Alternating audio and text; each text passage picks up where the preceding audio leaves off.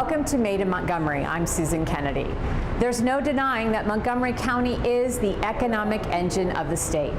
There are so many businesses here that keep that engine chugging, and one of them is Bold Bite. We're here in Bethesda at Bold Bite, and I guarantee you, once you leave here, you will never eat another plain hot dog again.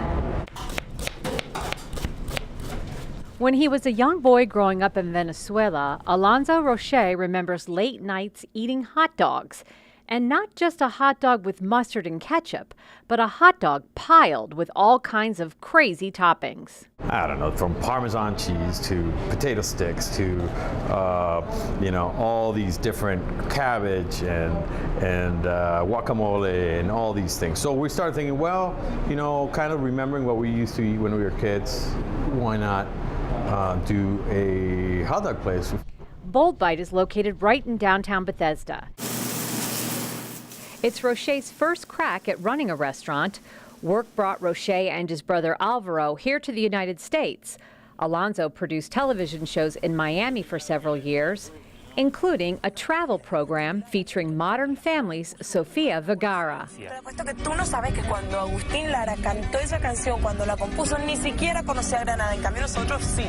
He then moved to D.C. and started a graphics business with his brother. But after that failed, he decided to pursue his passion, cooking. After graduating from La Académie des Cuisines and some stints at a few local restaurants, he decided opening a place like Bold Bite would be much more fun. It's a new twist on an American tradition.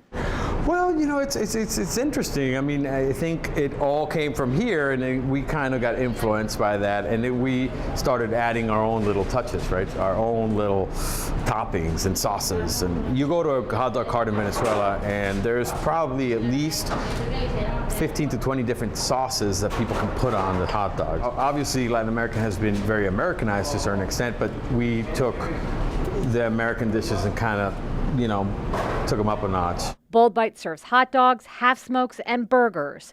The most popular. So what is of those Bold dogs and half smokes up there? What's the most popular? The house dog is very popular, and the Chicago dog is very popular. On the half smoke side, the DC guac is one of, I think, the most popular of all. And the BLT burger. So the BLT has bacon, lettuce, tomato, over easy egg, and then our house-made aioli, which is a garlic mayo, garlic-based sauce. There are about 16 employees that work for Bold Bite, and Roche has tapped into a growing segment of the Montgomery County community to fill his jobs.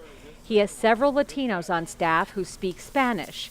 He is a strong believer in having a multicultural working environment. In the restaurant business, as you may know, the backbone of the business are a lot of Hispanic people. And it helps us out too, because a lot of the construction workers that are around are all Hispanic, so we need people who speak Spanish as well. So it helps a lot. And why Bethesda for this little bit of hot dog heaven?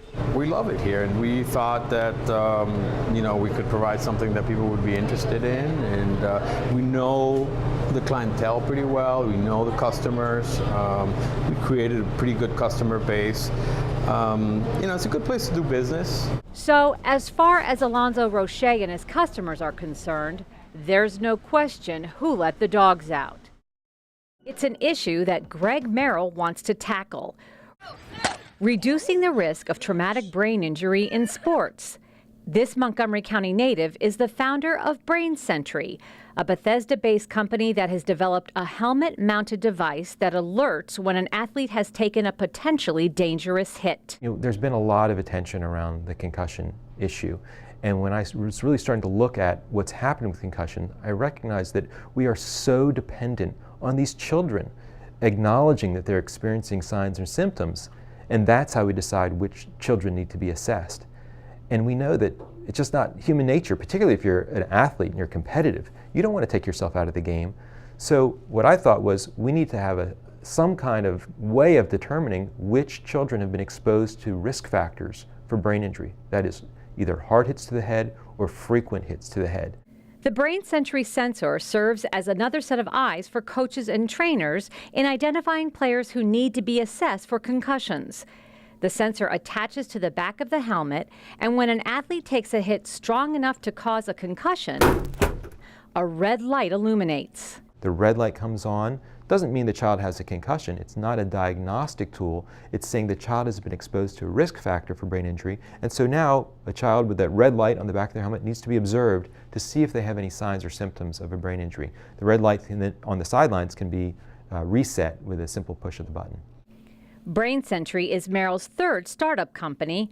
First, this graduate of Richard Montgomery High School and McDaniel College started a company that specialized in computer-based training for surgeries. He sold that business and walked away with $12 million. He then went on to develop technology to get kids to be physically active while playing video games.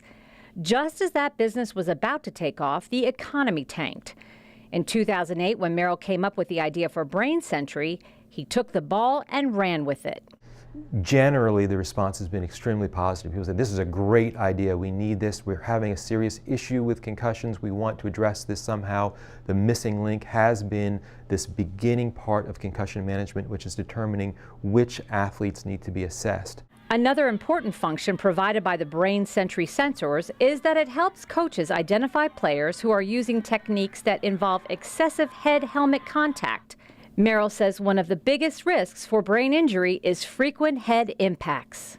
The other function that the sensor has is that not only does it alert to the really hard hits, but it also counts the subconcussive hits. So the two big risk factors for brain injury are getting hit hard in the head and getting hit in the head often. You push the button, it'll show how many impacts this player's experienced for the day, for the week, for the year, and how many have been at the alert level.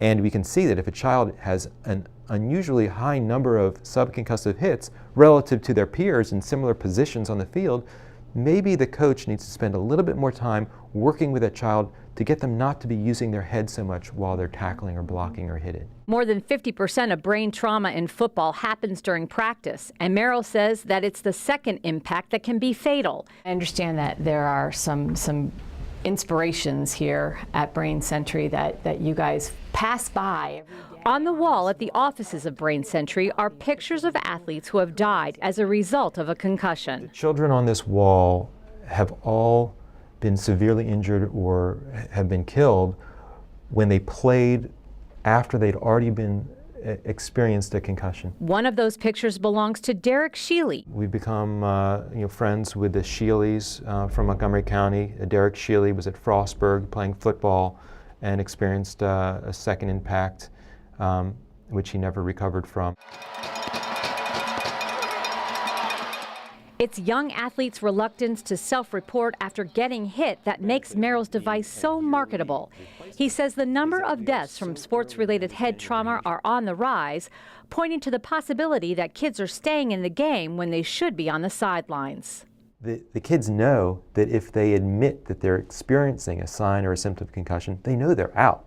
So they're less likely to acknowledge it, and that puts them at more risk for injury. And I think that might be why in 2014 and in 2013, we saw the greatest number of deaths from second impacts playing football than in the previous history. Every one of these tragedies, we hope that in success, Brain Sentry will slow down or stop the placement of these children on this wall. It's only been 1 year since the sensors hit the market, and already there are tens of thousands of them in use. They cost about $75 each and are powered by 2 lithium batteries that last 1 year. The company is small, just 7 employees, and it is just on the cusp of making a profit. I believe Brain Sentry is going to be a home run hit, and I'm doing everything I can to make it go personally, putting in whatever resources I can. We're also very fortunate to be in Montgomery County, Maryland, where the Montgomery County Department of Economic Development has helped us out with grants.